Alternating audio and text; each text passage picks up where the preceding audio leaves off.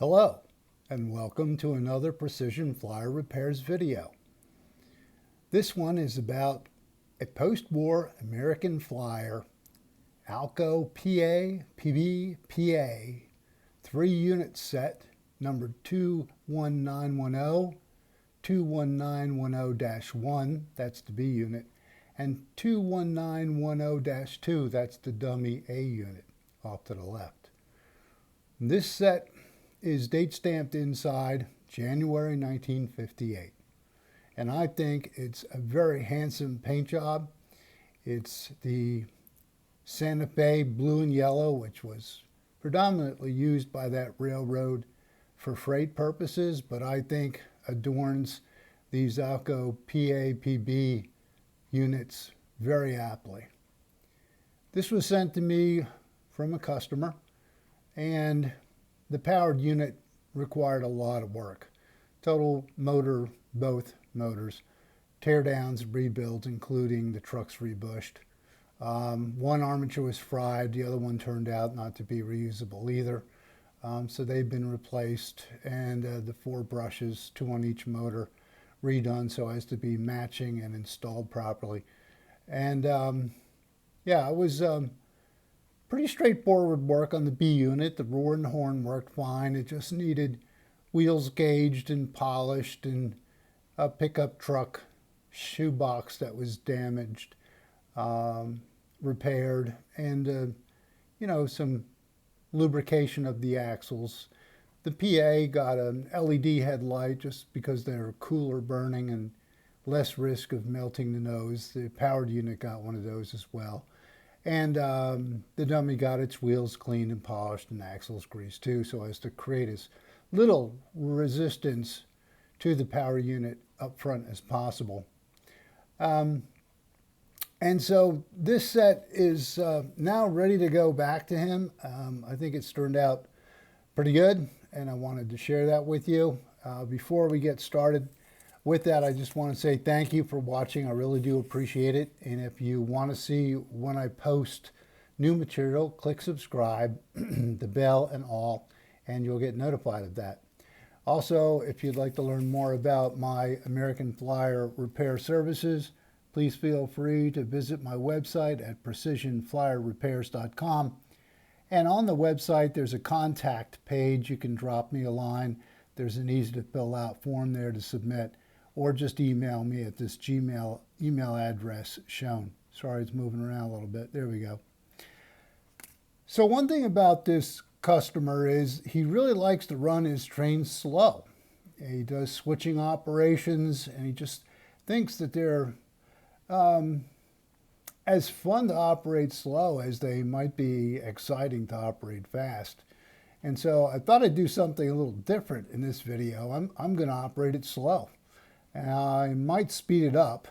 I'll tell you one thing, I haven't put this to full speed, especially not anywhere near curves, because this would, I'm afraid, own up to its name of American Flyer.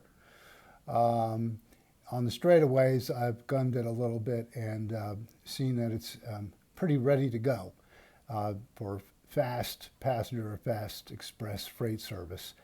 But I'm going to start it off and just take it around the track, around 8 volts measured at the railhead off my 30B transformer.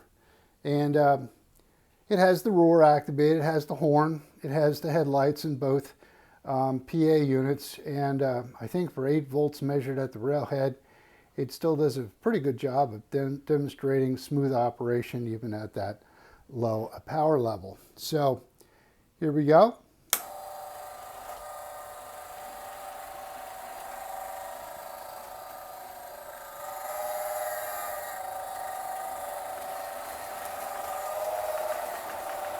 Here's the voltmeter. It's registering right about 8 volts measured at the railhead. This is the lowest power part of the layout. Even though there's a feed wire there, it's farthest from the transformer. You can hear the roar.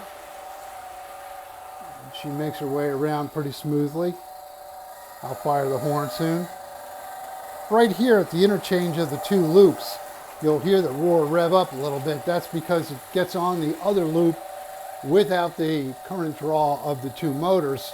So it gets a little extra juice in the B unit and roars accordingly until there's the power drawn again by the two motors in the A unit, and then it goes back to what it sounded like before.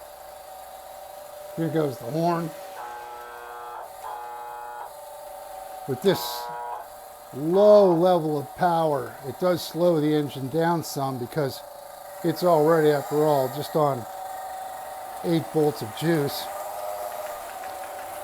And what about the other direction, you might say?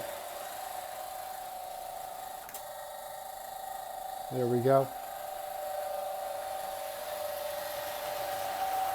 The two-position reverse unit, when I first started this out, was just having finished going in reverse, and it got that low initial power surge that took a second for it to actually trip into forward. That's why there was a delay in the beginning. But understand, when that power first came on, it was also being fed to the motors and then to the headlights and everything. The reverse unit had to kind of wake up there for a second. But it actuates really well. And as you can see, she goes pretty much the same in forward as reverse. These twisty bits will slow anything down. And there she goes. Now, for you fast train operators, I'll try to do my best now to control the throttle and the camera.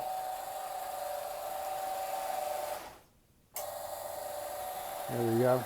And give it a little juice. I'm going to up the inside loop so it doesn't hit that and all of a sudden slam on the brakes.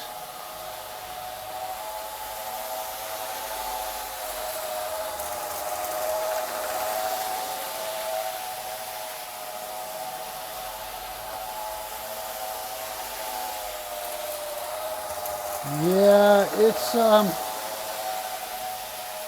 not a bad slot car either.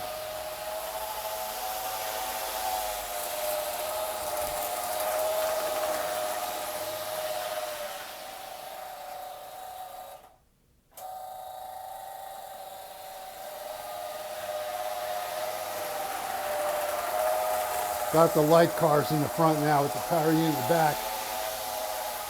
So I got to be a little extra careful here in the curves.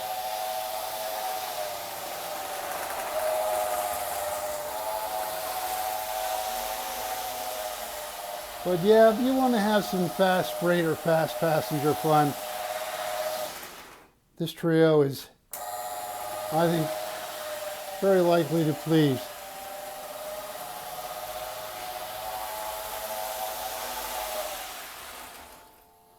So there you hear, oh, listen to that.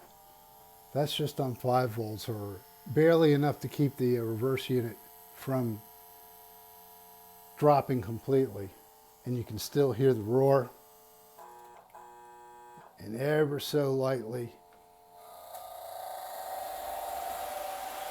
the horn.